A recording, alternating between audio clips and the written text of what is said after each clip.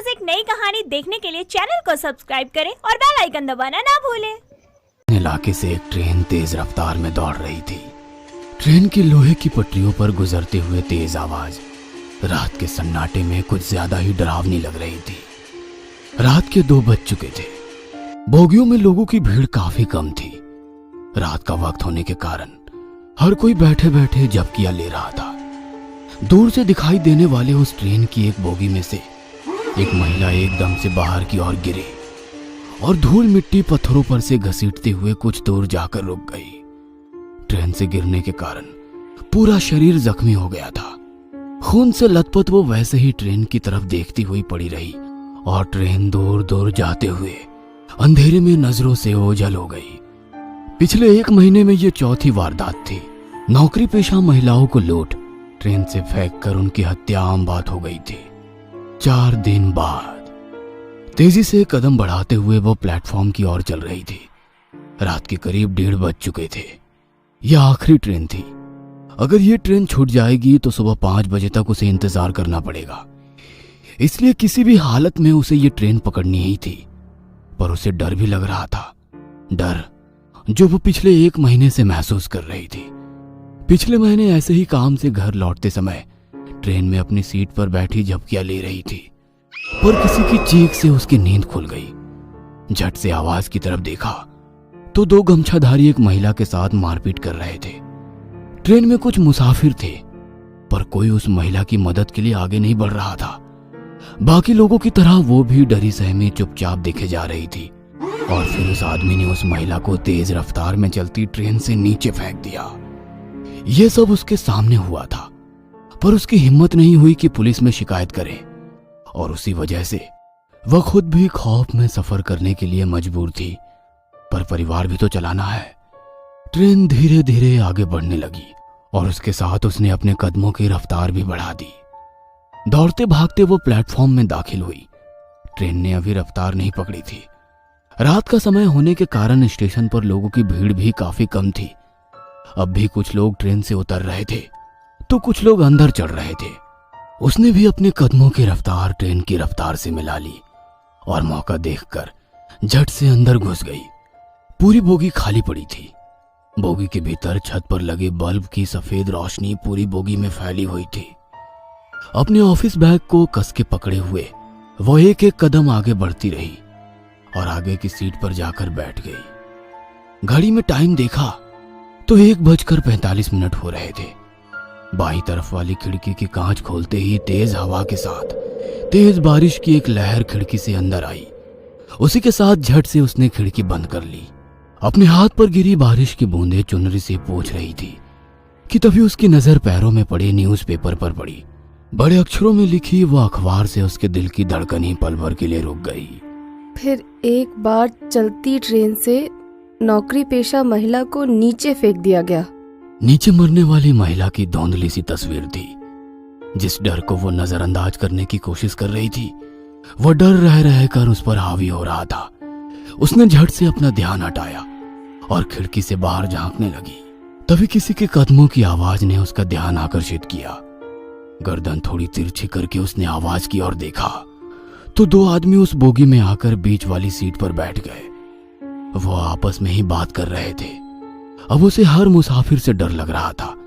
अपनी पर्स कस के पकड़कर वो शांत बैठी रही कि तभी बोगी के अंदर एक और लड़की दाखिल हुई। शायद नौकरी करती होगी। दिखने में बहुत ही सुंदर थी। पूरी बोगी में नजर घुमाते हुए वो लड़की दरवाजे के पास वाली सीट पर बैठ गई। अब ट्रेन ने तेज रफ्तार पकड़ ली थी। खड़ाक खड़क खड़ाक खड़क तेज आवाज रात के सन्नाटे को चीरती हुई आगे बढ़ रही थी। उस महिला ने घड़ी में देखा तो करीब 2 बज चुके थे। तभी पीछे वाली बोगी में से 2 आदमी ट्रेन के भीतर दाखिल हुए। उन्होंने चेहरे पर गमछा बांध रखा था। दोनों की सिर्फ आंखें ही चमक रही थी। उन्हें देखकर ही उसका बदन कांपने लगा। उन्हें देखकर महीने भर पहले हुई वारदात उसकी आंखों के सामने आ गई। उस वक्त ट्रेन में 20-25 लोग होंगे, पर किसी की हिम्मत नहीं हुई उन 2 आदमियों से एक महिला को बचाने की। आज तो पूरी बोगी खाली है। इस एक ख्याल ने उसके दिल की धड़कनें बढ़ा दी। उन दोनों ने पूरी बोगी में नजर घुमाई और दरवाजे के पास बैठी उस लड़की को ताड़ते हुए आगे वाली बोगी में चले गए। वह लड़की आंखें बंद करके खिड़की के पास बैठी थी। शायद काम की वजह से थक चुकी होगी। अब उस बोगी में केवल 4 मुसाफिर थे। थकान की वजह से उस महिला की भी आंखों पर नींद का असर दिखने लगा। 1-2 बार झपकियां लेते हुए उसका सर ट्रेन की खिड़की से टकराया। उसने घड़ी में देखा तो 2:30 बज चुके थे। दोबारा बोगी में नजर डाली तो दरवाजे के पास वाली सीट पर बैठी वो लड़की भी झपकियां ले रही थी। बीच वाली सीट पर बैठे हुए 2 आदमी बातों में व्यस्त थे, पर एक अजीब सा डर उसके दिल में घर कर गया था। वह सिर पीछे टिकाकर वैसे ही आंखें खोलकर बैठी रही, पर कुछ ही देर में उसे नींद ने अपने आगोश में ले लिया। एक अजीब सी आवाज से उसकी नींद खुल गई। सामने देखा तो वो 2 गमछाधारी आदमी उस लड़की का पर्स छीनने की कोशिश कर रहे हैं। वह लड़की मदद के लिए पुकार रही है, पर कोई आगे नहीं आ रहा था। वह महिला भी डर के कारण चुपचाप बैठी थी। सामने की घटना देख उसका जिस्म कांपने लगा। बेबस होकर वो सिर्फ देख रही थी। उस आदमी ने उस लड़की के बाल पकड़े और दरवाजे से बाहर देखते हुए हंसने लगा। वह लड़की गिड़गिड़ा रही थी, अपनी जिंदगी की भीख मांग रही थी, पर उसने पूरी ताकत से उसे बाहर फेंक दिया और एक दर्दनाक चीख चारों ओर गूंज उठी। वह महिला झट से नींद से जाग गई। वह सिर्फ एक सपना था, पर दिल अभी भी जोर जोर से धड़क रहा था। घड़ी में देखा तो 3 बज चुके थे। उसने गर्दन ऊंची कर दरवाजे के पास बैठी लड़की को देखा और सन्न रह गई। वह सीट खाली थी। उसने पूरी बोगी में नजर घुमाई, पर वो लड़की कहीं नजर नहीं आ रही थी। पर उस लड़की की बगल वाली सीट पर वही 2 गमछाधारी आदमी थे। लगता है उस लड़की को मार दिया। वो अपने आप से बुदबुदाई कि तभी बीच में बैठे 2 आदमियों ने उन पर हमला कर दिया। ट्रेन की तेज होती आवाज में उन लोगों की मारपीट शुरू हो गई। वह महिला डर के कारण सीट के नीचे बैठ गई। वे एक दूसरे को मार रहे थे। तभी उसे नीचे 2 दिन पहले का एक न्यूज़पेपर पड़ा दिखाई दिया। उसमें बड़े अक्षरों में लिखी एक खबर पर नजर गई। फिर एक बार चलती ट्रेन से नौकरी पेशा महिला को नीचे फेंक दिया गया। नीचे मरने वाली महिला की तस्वीर थी। उसने वो न्यूज़पेपर हाथ में लिया। तभी नीचे घसीटते हुए एक आदमी जान बचाकर भागता नजर आया। पीछे वही गमछाधारी आदमी चला आ रहा था। अब उस औरत को भी समझ आ गया कि आज उसे भी चलती ट्रेन से नीचे फेंक दिया जाएगा। डर के कारण उसकी आंखों से पानी आने लगा। जमीन पर घसीटता वो आदमी सामने देख रुक गया। जमीन पर पड़े उस आदमी के माथे पर किसी ने गन लगाई थी। वह बंदूक देखकर महिला ने जीने की आस ही छोड़ दी। डर के कारण अपने घुटनों के बल नीचे बैठी उस महिला ने सामने देखा और दंग रह गई। हाथ में गन लिए वही लड़की थी जो दरवाजे के पास बैठी थी। तभी पीछे से आ रहे गमछाधारी ने नकाब और चादर हटाई। वो 2 पुलिस वाले थे। हाथ में गन पकड़ी वो लड़की बोली, मन तो करता है यही तुम दोनों की खोपड़ी खोल दूं, ताकि तुम जैसे हैवान दोबारा किसी लड़की को कमजोर समझने की गलती न करें। हवलदार, ले चलो इन दोनों को, खातिरदारी जो करनी है। वो लड़की तो इंस्पेक्टर थी। उस महिला की जान में जान आई। जमीन पर पड़े न्यूज़पेपर को उठाया। मरने वाली औरत की तस्वीर देख सन्न रह गई। तस्वीर उसकी खुद की थी। शायद उसकी रूह इंसाफ के लिए तड़प रही थी, जो आखिरकार मिल गया था। फाइल उसकी बेस्ट फ्रेंड सोफिया ने बनाई थी। स्टेसी को ऑनलाइन लोगों से मिलने का कॉन्सेप्ट बिल्कुल पसंद नहीं था, पर पैंडेमिक के चलते उसके पास और कोई ऑप्शन बचा ही नहीं। ऐसे ही एक रात अपने ऑफिस का काम खत्म करके स्टेसी अपने काउच पर बैठे फोन चला रही थी। तभी उसके फोन पर टिंडर की एक नोटिफिकेशन आई। You have matched with Victor. Stacy की प्रोफाइल विक्टर नाम के एक लड़के से मैच हो गई थी। स्टेसी ने इंस्टेंटली उस नोटिफिकेशन पर टैप किया और विक्टर की प्रोफाइल को देखने लगी। इसी दौरान स्टेसी को विक्टर से एक छोटा सा मैसेज आया, हाय। विक्टर की प्रोफाइल स्टेसी को काफी अट्रैक्टिव लगी। स्टेसी ने विक्टर को वापस रिप्लाई किया और ऐसे ही टेक्स्ट पर उनका बातें करना शुरू हो गया। स्टेसी को विक्टर के साथ हो रही कन्वर्सेशंस काफी इंटरेस्टिंग लगने लगी। करीबन 1 घंटा बात करने के बाद विक्टर ने स्टेसी से पूछा, क्या तुम मेरे साथ डेट पर चलोगी? स्टेसी भी इंटरेस्टेड थी, तो उसने भी हां कह दिया। इस पर विक्टर का एक और मैसेज आया, क्यों ना अभी चला जाए डेट पर। एक्चुअली रात के 3 बज रहे थे। तो स्टेसी ने मजाक समझकर मजाक में ही उसका रिप्लाई दे दिया। स्टेसी ने लिखा, क्यों नहीं। लेकिन उसके बाद जो हुआ वो बिल्कुल भी मजाकिया नहीं था। स्टेसी के मैसेज करते ही विक्टर ऑफलाइन हो गया और तभी एकदम से स्टेसी के दरवाजे पर खटखट हुई। इतनी देर रात दरवाजे पर खटखट सुनकर स्टेसी एकदम से शॉक हो गई थी। स्टेसी ने दरवाजे के पीप होल से देखा तो उसे कोई दिखाई नहीं दिया। दरवाजा खोलकर देखने पर भी वहां कोई नहीं था। उसी वक्त स्टेसी के फोन पर एक और नोटिफिकेशन आई। विक्टर का मैसेज था जिसमें उसने लिखा था, तुम अपनी इस ब्लैक ड्रेस में काफी अच्छी लग रही हो। यह पढ़कर स्टेसी के चेहरे का रंग मानो उड़ सा गया। वो घबराहट में इधर उधर देखने लगी, लेकिन वहां दूर दूर तक कोई नहीं था। दरवाजे को जोर से बंद करके वो अपने घर में वापस आ गई। तभी विक्टर का फिर से मैसेज आया, डरो मत, मैं तो बस तुम्हारी तारीफ कर रहा था। स्टेसी को अब यह सब थोड़ा अजीब लगने लगा था। उसने विक्टर को मैसेज करके पूछा कि उसे उसकी ड्रेस का कलर कैसे पता चला, लेकिन विक्टर ने इस बात का कोई जवाब नहीं दिया।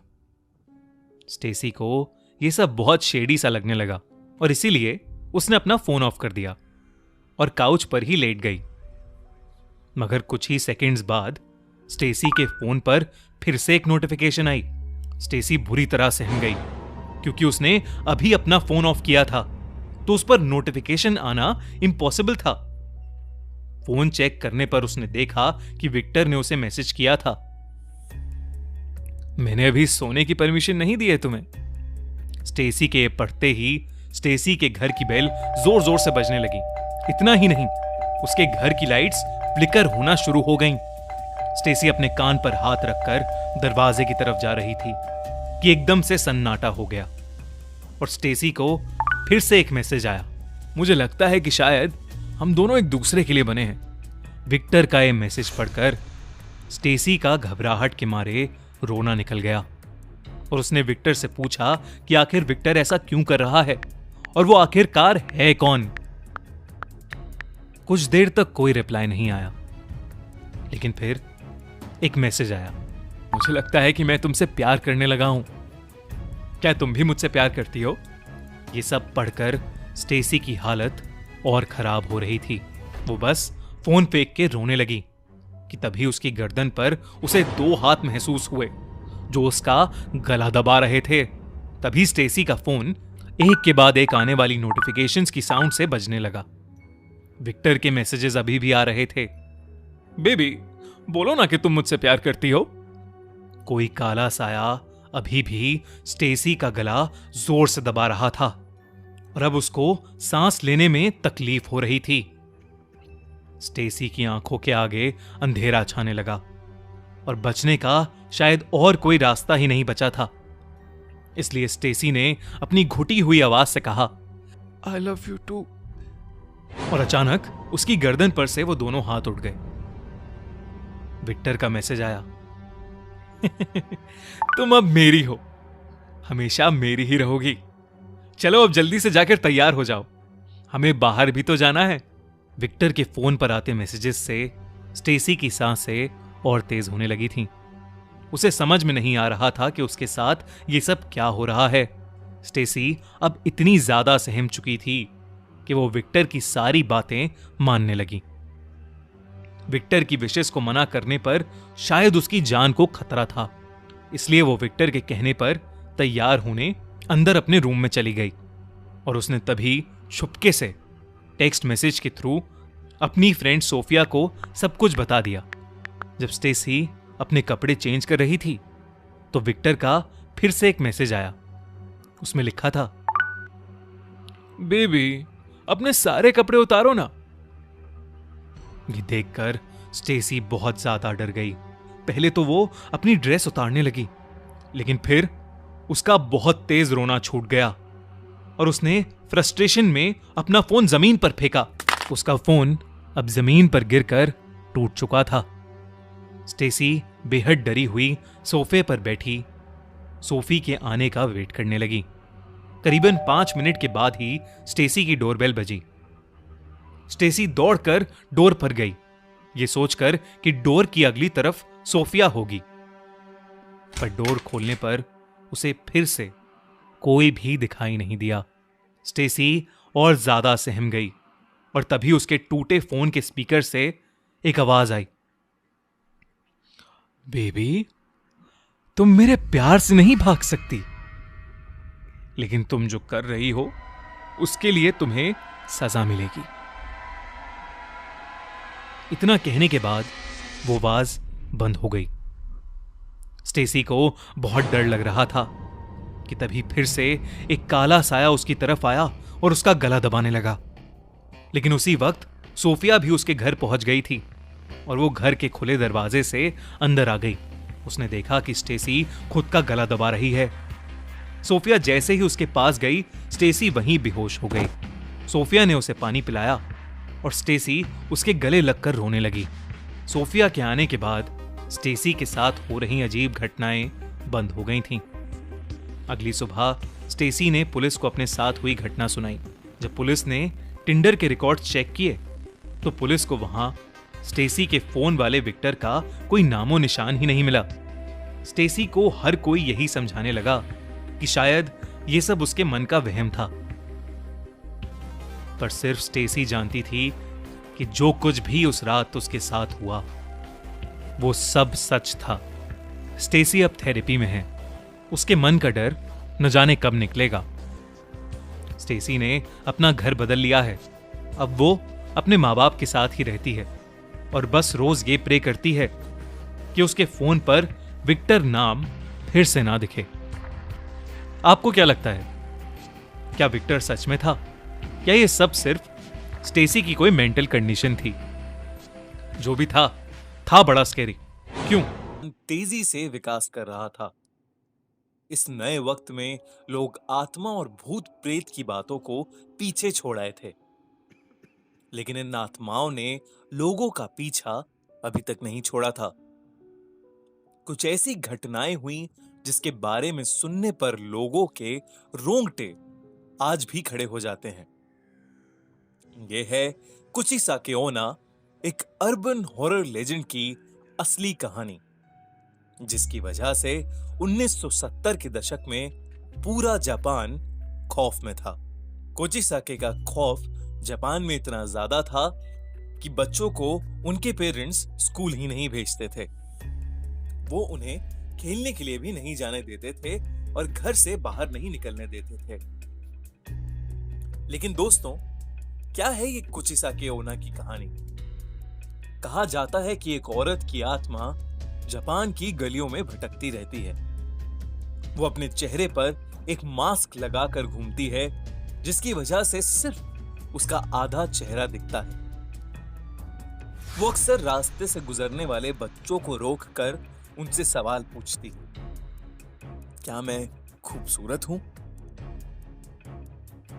सुनने में ये कितना आसान सा सवाल लगता है।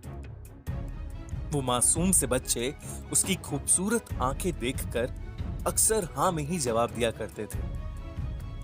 जैसे ही वो हां कहते थे, कुचिसाके अपने चेहरे पर से वो मास्क हटा देती थी। कुचिसाके का चेहरा बुरी तरह से कटा हुआ था। ऐसा लगता था कि जैसे उसका मुंह किसी शार्प नाइफ से काटकर फाड़ दिया गया हो। अपने इस चेहरे को दिखाने के बाद वो उन बच्चों से फिर पूछती थी, क्या मैं खूबसूरत हूं? इस चेहरे को देखने के बाद अक्सर बच्चे डर जाते थे। अब अगर वो हाँ में जवाब देते थे तो कुचिसाके अपनी बड़ी सी कैंची से उन बच्चों का मुंह भी अपने मुंह की तरह बीच में से काट देती थी। बहुत ज्यादा खून बहने की वजह से बच्चों की मौत हो जाती थी। लेकिन अगर वो बच्चे ना में जवाब देते थे तो वो औरत बिना कुछ सोचे समझे उन्हें उसी कैंची से मार देती थी। लेकिन कहां से आई ये कुचिसाके? कौन थी ये? कहा जाता है कि कुचिसाके ओना पहले एक बहुत खूबसूरत औरत थी, जिसे अपनी खूबसूरती पर बहुत नाज था। उसका पति एक समुराय था जो कि उससे बहुत प्यार करता था। एक दिन उसका पति युद्ध लड़ने के लिए गया और वो काफी समय तक वापस नहीं आया। कुचिसाके उन दिनों अकेले रहा करती थी। जब उसका पति वापस आया तो उसने देखा कि उसकी पत्नी का अफेयर एक गैर आदमी के साथ चल रहा है। ये देखकर उसने अपनी तलवार से कुचिसाके का मुंह बीच में से काट दिया और फिर उसने उससे पूछा, क्या अब भी उसे अपनी खूबसूरती पर नाज है? वो औरत दर्द में रोती रही। उसकी ज्यादा खून बहने से मौत हो गई। इसके बाद से उसकी आत्मा अपना आधा कटा हुआ मुंह छुपाए जापान की गलियों में घूम घूम कर हर आदमी और हर बच्चे से एक ही सवाल पूछती है, क्या मैं सुंदर हूं? अगर आपने ना में जवाब दिया तो आप इसका चेहरा बिना देखे मारे जाएंगे, और अगर आपने हाँ में जवाब दिया तो भी आप इसका चेहरा देखकर मारे जाएंगे। कुछ समय के बाद जापान से कुचिसाके चली गई। वो किस मकसद से आई थी और वो क्यों चली गई, वो किसी को नहीं पता। अगर आपसे कभी कोई मास्क पहनी हुई औरत रास्ते में मिले और पूछे कि वो खूबसूरत है कि नहीं, तो आप उससे जरूर पूछिएगा कि वो जापान छोड़कर क्यों चली गई। फिर अगर आपको जवाब मिले और आप जिंदा बचें तो कमेंट्स में हमें जरूर बताइएगा। स्कारलेट, कैथी, क्रिस्टी और मरिया नाम के 4 दोस्त अपने कॉलेज ग्रुप के साथ कैंपिंग करने के लिए एक जंगल में आए थे।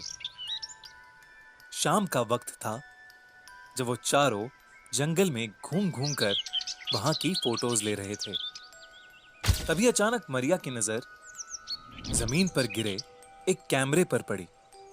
वो कैमरा कैथी का था, लेकिन कैथी एकदम से कहीं गायब हो गई थी। उन्होंने उसे बहुत ढूंढा, लेकिन वो कहीं नहीं मिली। इतने में जब मरिया ने उसके कैमरे की फोटोज देखी तो वो घबरा गई। उसमें एक परछाई थी, एक लंबे से पतले से आदमी की परछाई जो हर फोटो में पास आती जा रही थी। स्कारलेट उन फोटोज को देखते ही चौंक गई और बोली, ये तो स्लेंडरमैन है। मारिया और क्रिस्टी ने उससे पूछा कि वो कौन है।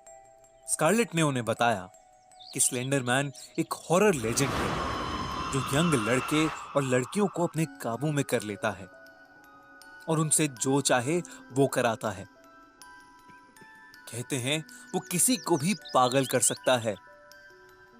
स्कारलेट ने कहा कि उसे हमेशा से लगता था कि ये सब काल्पनिक बातें हैं, पर वो फोटोज देखकर उसे कैथी की बहुत चिंता हो रही है।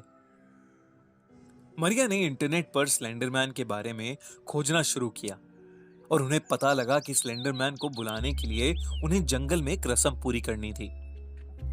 उन्हें अपनी आंखों पर पट्टी बांधकर 3 बार एक घंटी बजानी थी, लेकिन जब तक ये रस्म पूरी ना हो जाए कोई भी अपनी आंखें खोल नहीं सकता और ना ही कुछ बोल सकता है। अगर कोई भी अपनी आंखें खोल दे तो स्लेंडरमैन को गुस्सा आ जाता है और वो उसे अपने साथ ले जाता है। अपनी दोस्त कैथी को खोजने का सिर्फ एक तरीका था, स्लेंडरमैन को बुलाना। स्कारलेट, क्रिस्टी और मरिया ने अपने बैग से एक कपड़ा निकाला और अपनी आंखों पर पट्टी बांधी और एक घंटी को बजाना शुरू किया। लेकिन तभी स्कारलेट को लगा कि किसी ने पीछे से उसका गला पकड़ लिया। स्कारलेट जोर से चिल्ला पड़ी और उसने अपनी आंखों से पट्टी हटाकर ये देखने की कोशिश की कि उसके पीछे कौन खड़ा था। उसे अपने पीछे कोई भी दिखाई नहीं दिया। रस्म बीच में ही टूट गई और वो लोग स्लेंडरमैन को बुला नहीं पाए। रात बहुत हो चुकी थी और इसीलिए तीनों दोस्त वापस अपने टेंट में लौट गए। टेंट में लौटते ही स्कारलेट को कुछ अजीब सा महसूस होने लगा। जब से उसे लगा था कि जंगल में कोई उसका गला दबा रहा है, तब से उसे ये भी लग रहा था कि जैसे उसके गले में कुछ फंसा हुआ हो। उसने जैसे ही अपना मुंह खोला, उसने देखा कि उसके मुंह से कुछ काले रंग की चीजें निकलने लगी। देखते ही देखते वो काली चीजें उसके मुंह से पूरी तरह बाहर निकल आईं और उसके सामने उन काली चीजों ने स्लेंडर मैन का रूप ले लिया। वो बहुत लंबा, पतला और खौफनाक था। उसका चेहरा भी बहुत लंबा था,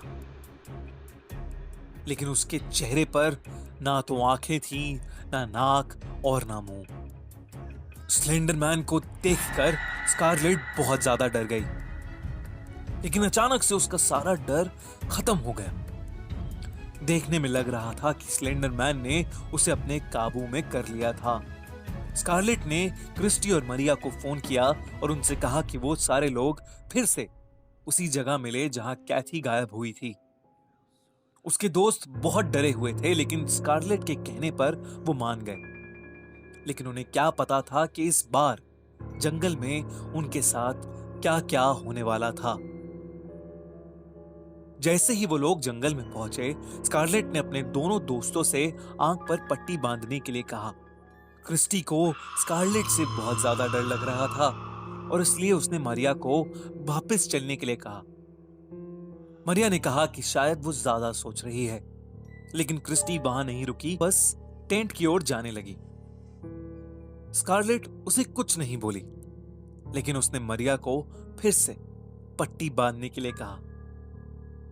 जब उसने अपनी आंखों पर पट्टी बांधी तो स्कारलेट के मुंह से फिर से वो स्लेंडरमैन बाहर निकल कर आया।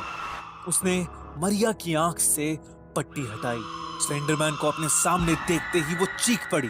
क्रिस्टी जो वापस कैंप की ओर जा रही थी, उसकी चीख सुनकर वापस मुड़ी और एक पेड़ के पीछे जाकर सब कुछ देखने लगी।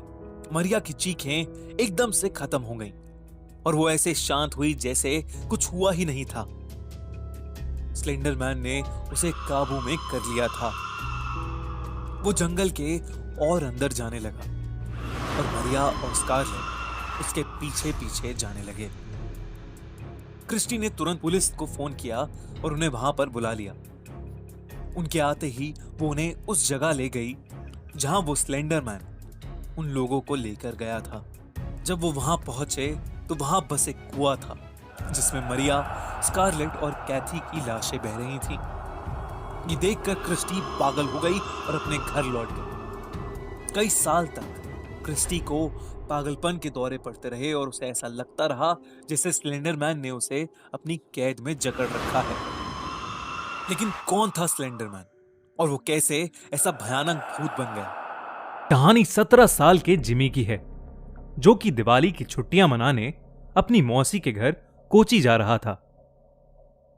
जिमी ने इंडिया की सबसे बड़ी कैशबैक वेबसाइट कैश करो से ऑनलाइन शॉपिंग की और अपनी मौसी और उनके बच्चों के लिए खूब सारे दिवाली गिफ्ट्स खरीद लिए। दिवाली गिफ्ट्स के साथ साथ जिमी को मिला ढेर सारा कैशबैक, जिसे उसने अपने बैंक अकाउंट में ट्रांसफर करके अपने लिए भी एक दिवाली गिफ्ट ले लिया। जिमी का परिवार उसकी मौसी के गांव में घुसा ही था कि जिमी को बहुत तेज प्यास लगी और उसके पापा ने साइड में एक दुकान पर गाड़ी रोक दी। वहां से थोड़ी ही दूर जिमी के पापा को कुछ लोगों की भीड़ दिखी। वो आसपास खड़े लोगों से पूछने लगे कि भीड़ क्यों लगी हुई है। कोई कुछ जवाब देता, उससे पहले ही जिमी की नजर भीड़ के बीच में पड़ी एक औरत की लाश पर चली गई। उस लाश को देखते ही जिमी को ऐसा लगा कि कोई परछाई उसे छूकर गुजरी। तभी जिमी का ध्यान सड़क पर पड़ी उस औरत के सजने संवरने के सामान पर गया। उसने सबसे नजरें चुराते हुए वहां से एक कड़ा उठा लिया। इतनी देर में जिमी के पापा उसे बुलाने लगे। उसने जल्दी से वो कड़ा अपनी पॉकेट में रखा और वहां से चला गया। अपनी मौसी के घर पहुंचने के बाद जिमी सबसे थोड़ा अजीब अजीब सा बिहेव करने लगा। उसके घर वालों को लगा कि वो सड़क पर उस लाश को देखकर बहुत डिस्टर्ब हो गया है, पर जिमी का ध्यान अभी भी उसके पास रखे उस कड़े पर था। वो अपने कमरे में शीशे के सामने उस कड़े को पहन के देखता और मुस्कुराता रहता।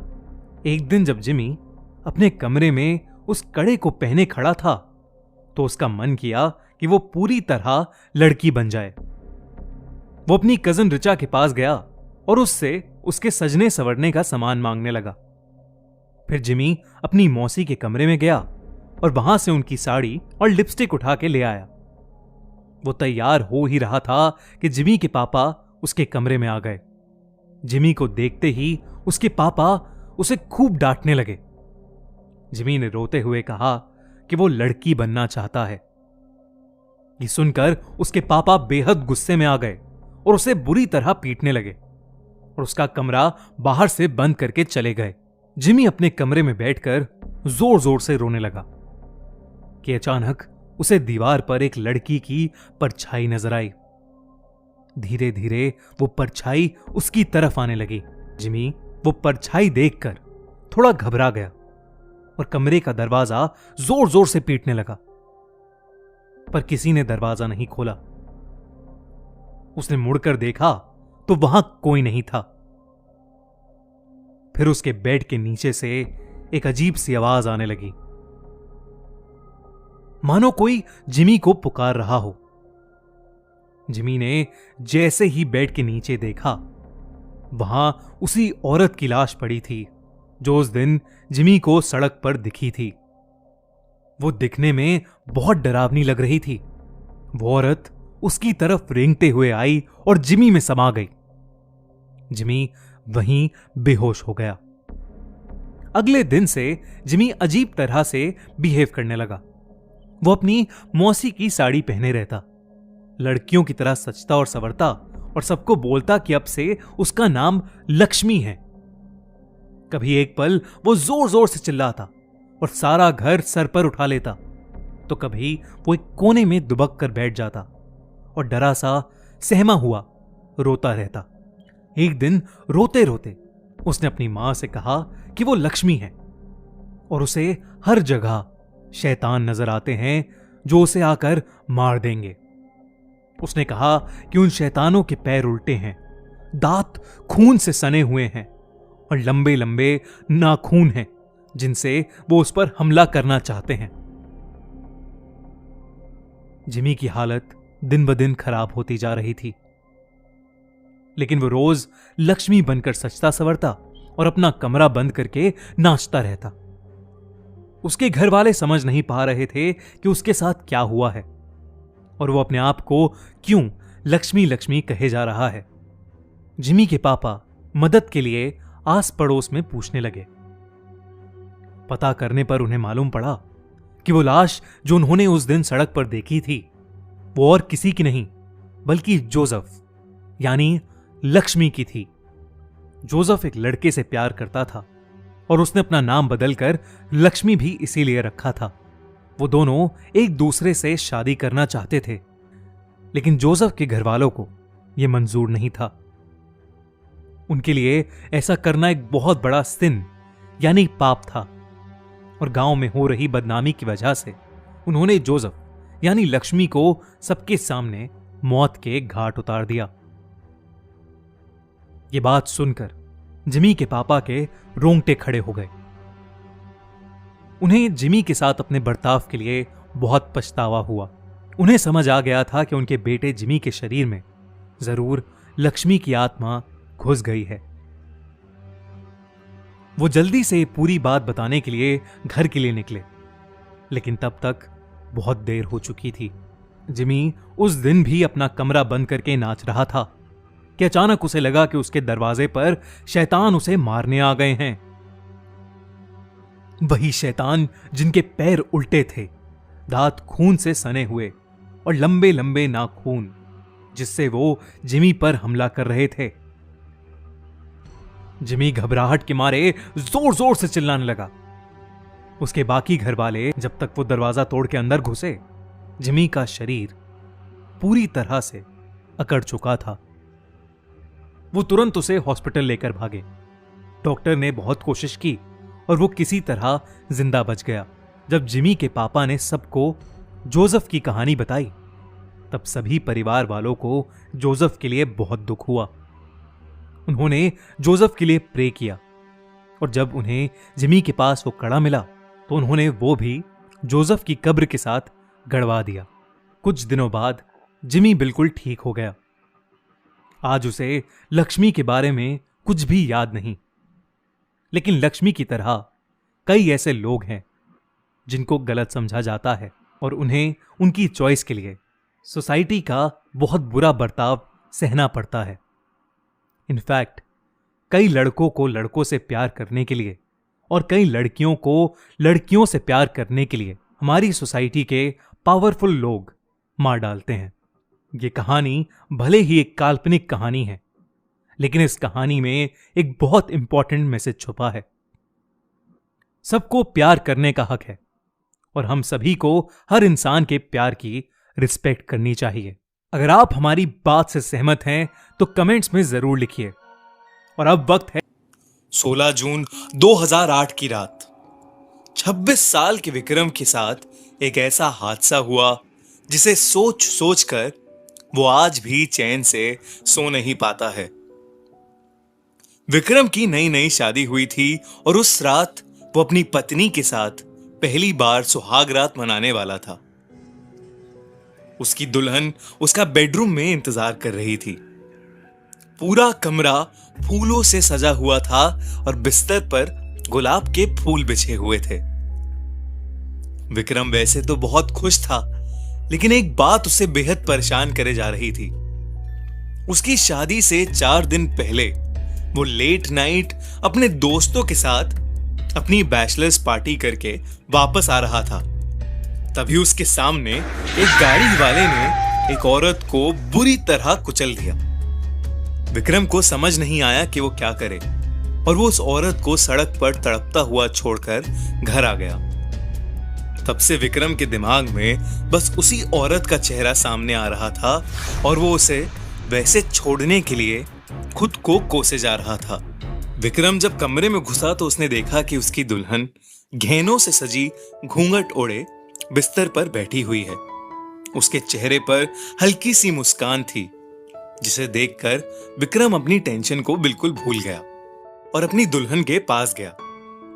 पर जैसे ही उसने उसका घूंघट उतारा, उसे उसी औरत का भयानक चेहरा दिखा और वो डर के मारे पीछे हट गया।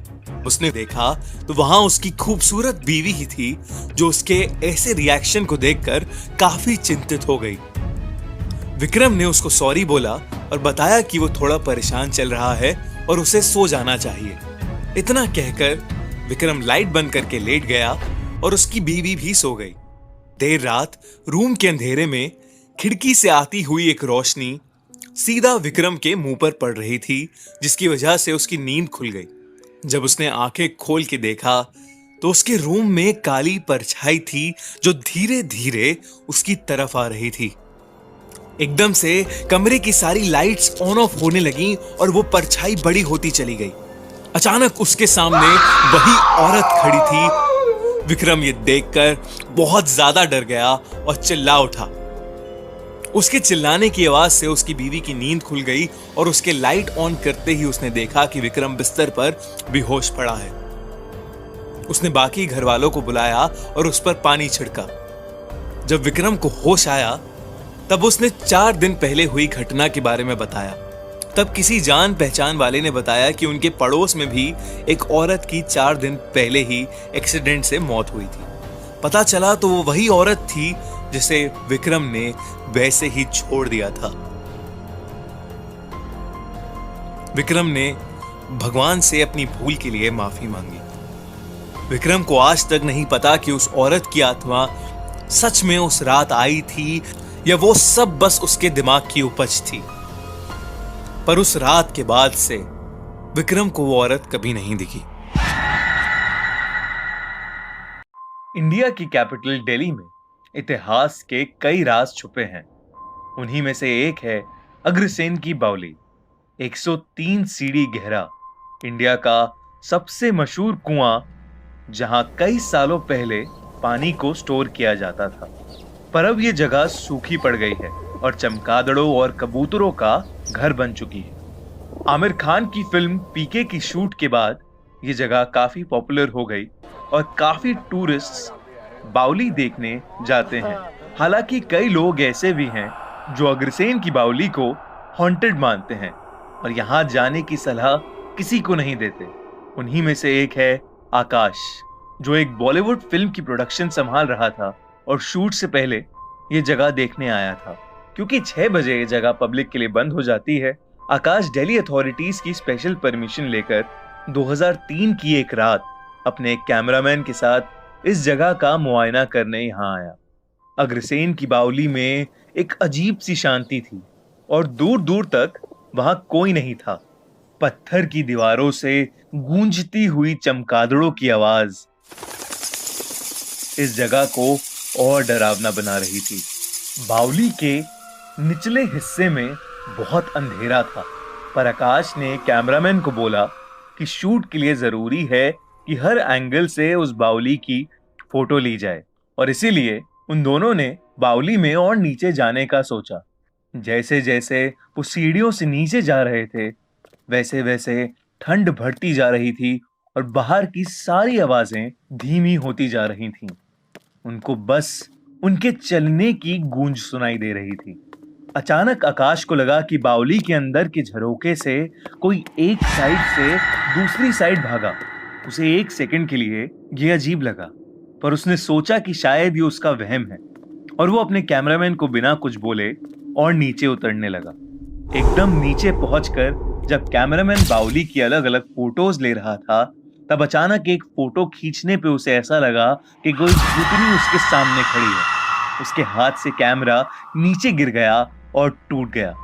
जब कैमरामैन ने आकाश को ये बात बताई, तब आकाश थोड़ा घबरा गया। उसे लगने लगा कि बावली में अब ज्यादा देर रुकना ठीक नहीं है, पर क्योंकि कैमरा टूट गया था तो उसने फोन में एक आध फोटोज लेकर वहां से जल्दी से निकलने का तय किया। जैसे ही उसने फोन का कैमरा ऑन किया, उसने कैमरे में एक चुड़ैल को देखा जो सीढ़ियों से अपने हाथों के बल उतर रही थी। ये देखकर वो सुन पड़ गया। कैमरामैन ने जब देखा कि आकाश का चेहरा पीला पड़ रहा है, वो तुरंत आकाश को लेके अग्रसेन की बावली से निकल गया। पूरी रात वो दोनों डर के मारे नहीं सोए। जब उन्होंने कैमरा ठीक कराया और उसके अंदर की फोटोज देखी, तो उन सारी फोटोज पर कुछ धुंधली सी परछाई थी। जब ये बात आकाश ने अपने प्रोडक्शन हेड को बताई, तब उसने आकाश की बात नहीं मानी और अपने दूसरे असिस्टेंट को फोटोज लाने भेज दिया, जिसके साथ ऐसा कुछ भी नहीं हुआ।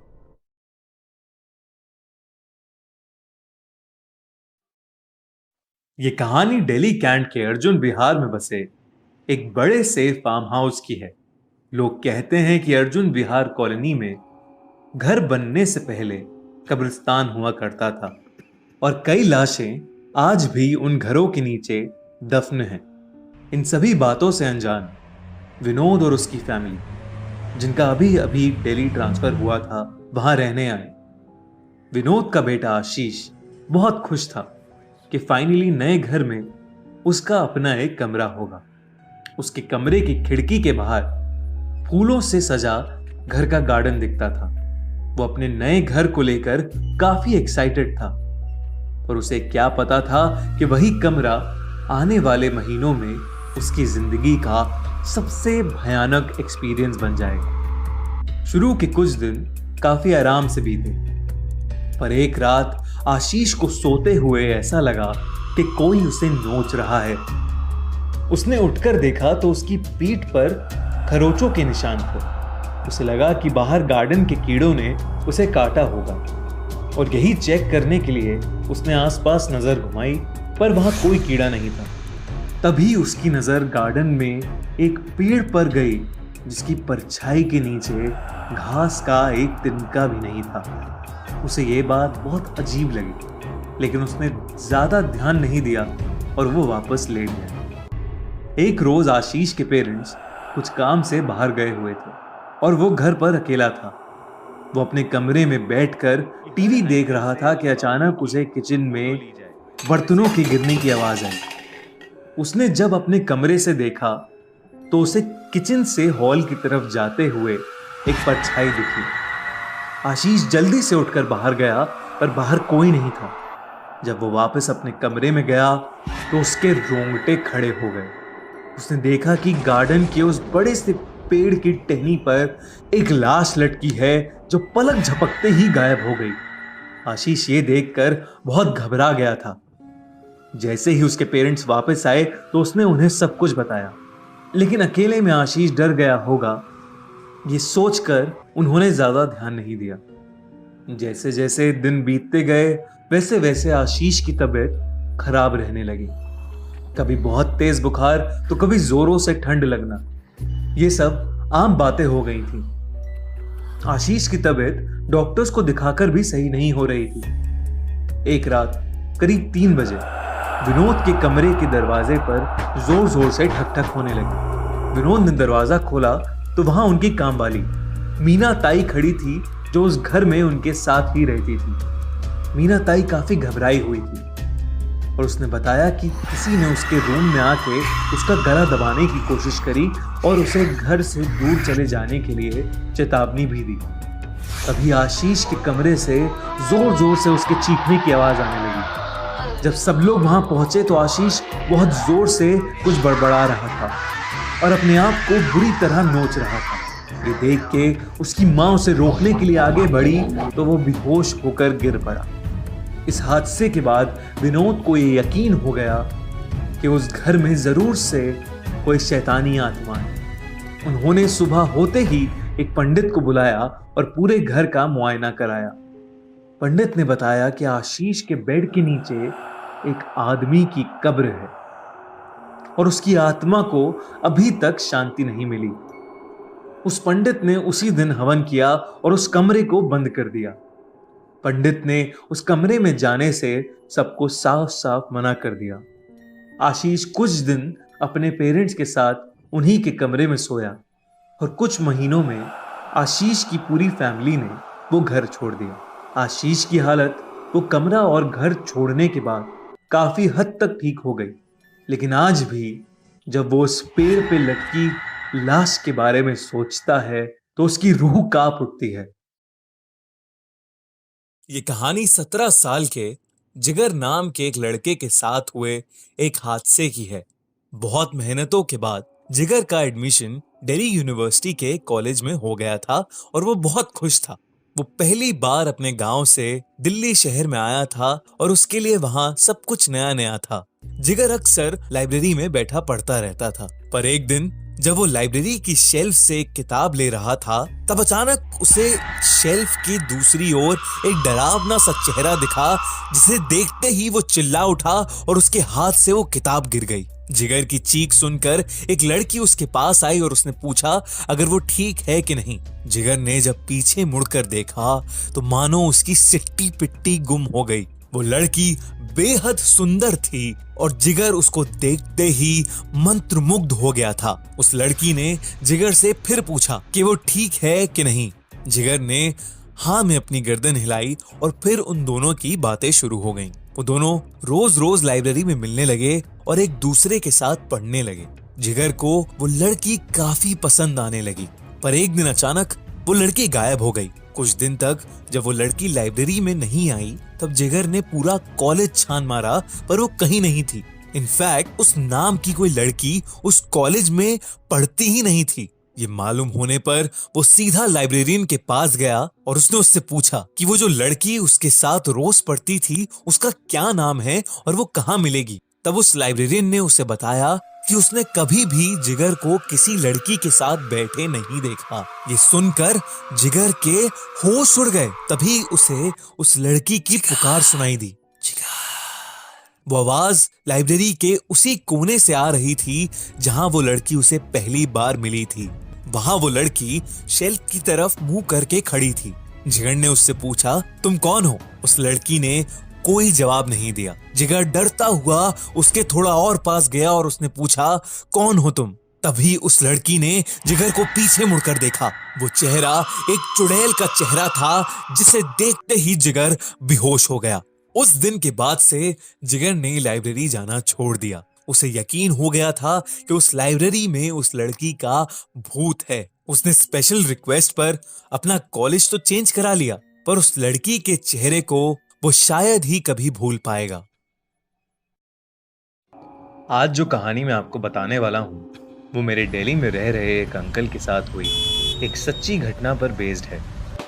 2012 दिवाली के शुभ उत्सव पर मेरे अंकल सुनील के साथ कुछ ऐसा अशुभ हुआ जिसकी वजह से वो उस दिवाली को कभी याद नहीं रखना चाहते।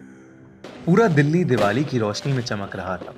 सुनील ने भी अपने परिवार के साथ इस उत्सव को खूब जम के सेलिब्रेट किया, पर उनको ऑफिस के काम से अर्जेंटली अहमदाबाद जाना था और देर रात में 4 बजे की फ्लाइट बुक्ड थी।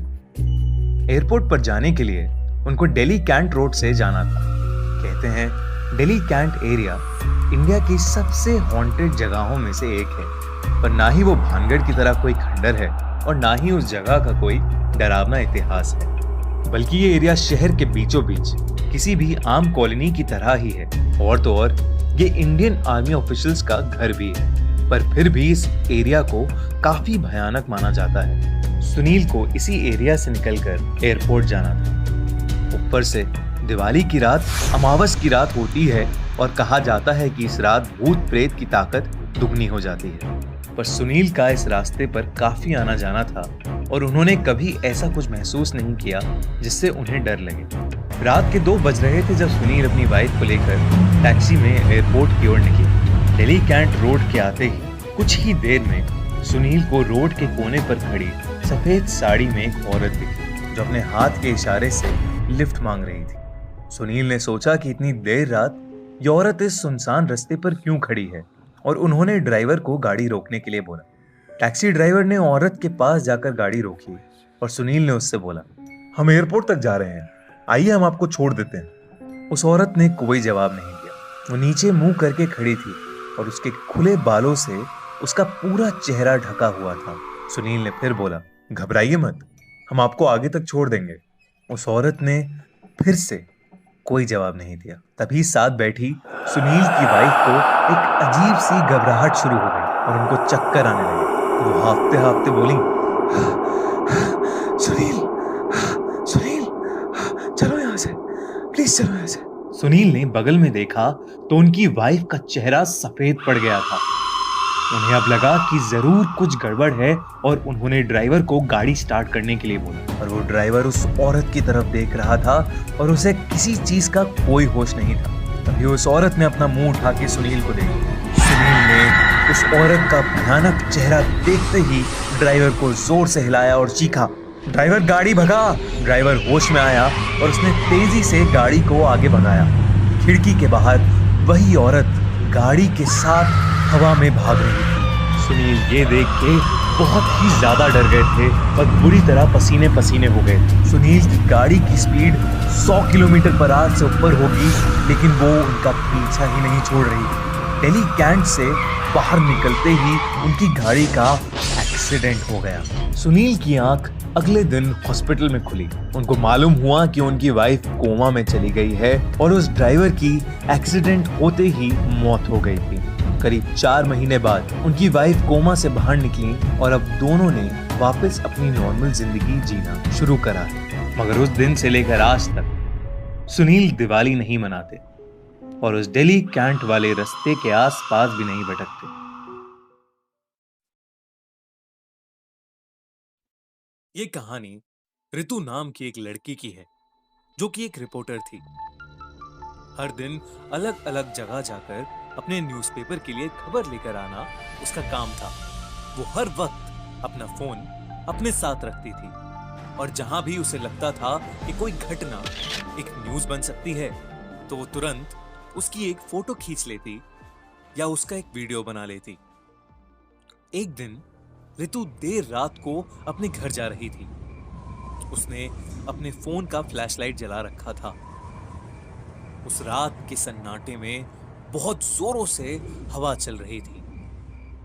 ऐसा लग रहा था कि जैसे कोई तूफान आने वाला है।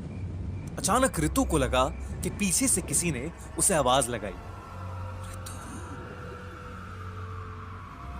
ऋतु।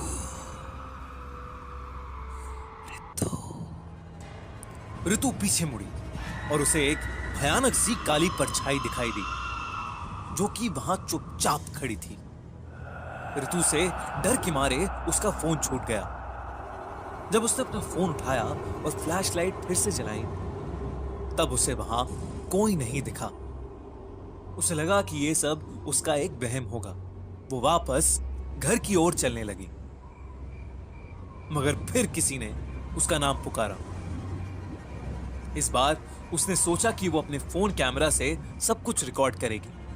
उसने अपना फोन का सेल्फी कैमरा ऑन किया और ये देखने की कोशिश की कि उसे कौन बुला रहा है, लेकिन उसके कैमरे में उसे कुछ नहीं देखा। वो हिम्मत करके पीछे मुड़ी तो वहां अब भी कोई नहीं था। तभी अचानक उसके सामने वो काली परछाई उसके बेहद पास आके खड़ी हो गई। रितु समझ गई कि परछाई कोई आम आदमी नहीं बल्कि एक आत्मा है। वो आत्मा अपने हाथ से एक तरफ इशारा कर रही थी, जैसे वो रितु को कहीं पर जाने के लिए कह रही हो। रितु ने डर के मारे उसी तरफ चलना शुरू किया जिस तरफ वो आत्मा इशारा कर रही थी। वो आत्मा रितु को एक पुराने खंडर में लेकर चली गई और वहां से गायब हो गई। वहां रितु ने कुछ लोगों को देखा। रितु अब भी कैमरे में सब कुछ रिकॉर्ड कर रही थी। उसने उनकी शक्ल अपने कैमरे में रिकॉर्ड कर ली। उसने देखा कि वो लोग वहां पर फावड़े से कुछ काम कर रहे थे, जैसे वो लोग कुछ दफना रहे हों। वो समझ गई कि वहां कुछ तो गलत हो रहा है। रितु ने इतना रिकॉर्ड किया और वो डर के मारे वहां से भाग गई। अगले दिन उसने वो रिकॉर्डिंग अपने न्यूज़पेपर वालों को दिखाई। वो लोग पुलिस के साथ एक टीम बनाकर उस जगह पर गए जहां पर रितु ने सब कुछ होते हुए देखा था। वहां जाने पर जब उसकी टीम ने खुदाई करी तो उन्हें एक लड़की की लाश मिली। लाश की हालत देखकर ऐसा लग रहा था कि जैसे वो सिर्फ 2 दिन पुरानी हो। उन लोगों ने तुरंत पोस्टमार्टम के लिए टीम को फोन लगाया और उस बॉडी को आइडेंटिफिकेशन और मौत की वजह पता लगाने के लिए भेज दिया। आइडेंटिफिकेशन में ये पता लगा कि वो शहर के सबसे अमीर आदमी की इकलौती बेटी थी। उसकी शादी 2 साल पहले एक आदमी से हुई।